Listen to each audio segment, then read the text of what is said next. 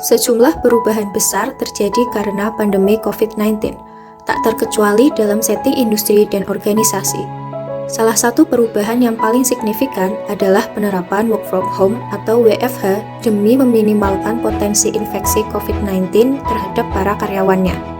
WFH atau kerja jarak jauh ini adalah model kerja di mana para karyawan sebuah perusahaan dapat bekerja di luar kantor dengan memaksimalkan penggunaan internet dan teknologi pendukung lainnya.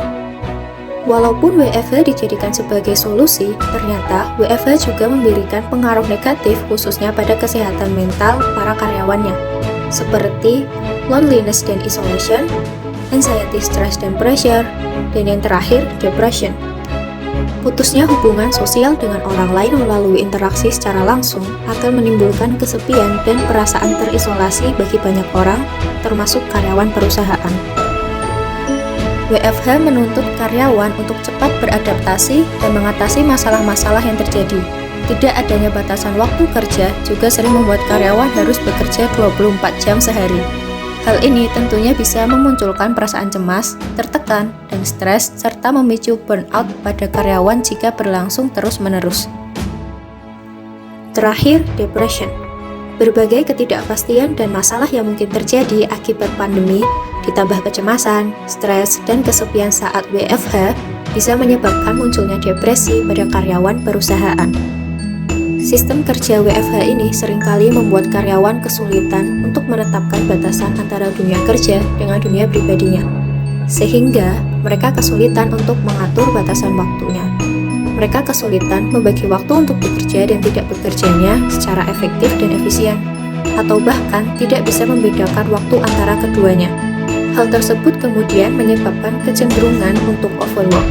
Overwork ditambah dengan distraksi dan kondisi rumah atau lingkungan yang kurang kondusif menambah pengaruh negatif pada kesehatan mental para karyawan.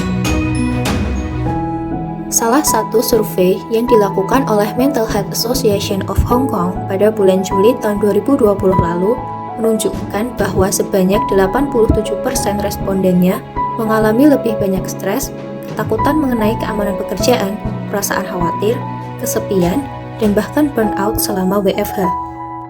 Kemudian, apa saja sih penyebab rendahnya kesehatan mental selama WFH? Pertama, para karyawan kesulitan untuk menetapkan batasan waktu bekerja dengan tidak bekerja. Waktu kerja yang fleksibel dapat menyebabkan kondisi seolah-olah waktu bekerja terasa panjang atau lama dan tak terbatas. Bahkan, berdasarkan survei yang dilakukan oleh Wu dan kawan-kawan pada tahun 2020, ditemukan bahwa adanya peningkatan jumlah waktu bekerja yang seiringan dengan penambahan beban kerja selama WFH ini.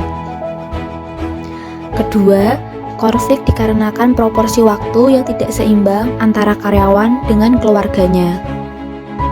Ketiga, peran ganda yang dimiliki oleh para karyawan baik di pekerjaannya dan di rumahnya. Keempat, karyawan kehilangan kesempatan untuk mentransfer stres pada saat melakukan perjalanan dari satu domain ke domain lainnya. Kelima, perubahan sistem kerja yang drastis dan cepat menyulitkan karyawan untuk beradaptasi dalam memanajemen waktu dan kesiapan internal serta eksternalnya.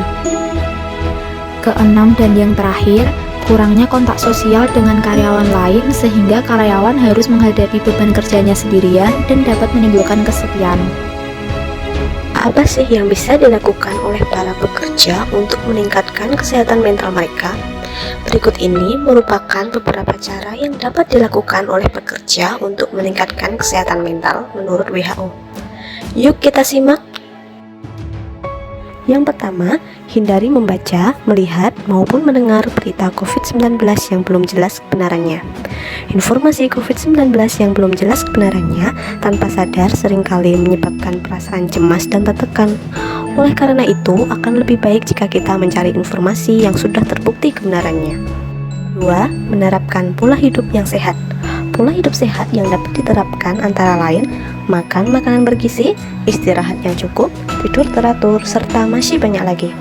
Dengan menerapkan hal-hal tersebut secara tidak langsung dapat menjaga kesehatan mental para pekerja. 3. Menjaga komunikasi yang baik dengan orang lain. Sebagai makhluk sosial, manusia memang selalu membutuhkan orang lain. Meskipun hanya dilakukan secara virtual, komunikasi dengan orang lain selama pandemi akan sangat membantu untuk menjaga kesehatan mental para pekerja. Kemudian yang keempat, lakukan hal-hal yang disukai untuk menghindari kebosanan selama berada di rumah. Sepanjang hari berada di rumah tanpa melakukan apapun seringkali menyebabkan overthinking yang mengganggu kesehatan mental kita. Oleh karena itu, akan lebih baik jika kita menyibukkan diri dengan berbagai hal yang kita senangi saat waktu luang. Nah, yang terakhir, hindari menggunakan strategi coping yang buruk. Contoh strategi coping yang buruk yaitu memilih merokok dan mengonsumsi alkohol. Hal-hal tersebut sama sekali tidak berguna dan malah semakin memperburuk kondisi kesehatan fisik maupun mental seseorang. Yuk terapkan kiat-kiat menjaga kesehatan mental yang telah kita rangkum tadi. Tetap sehat mental walau bekerja dari rumah.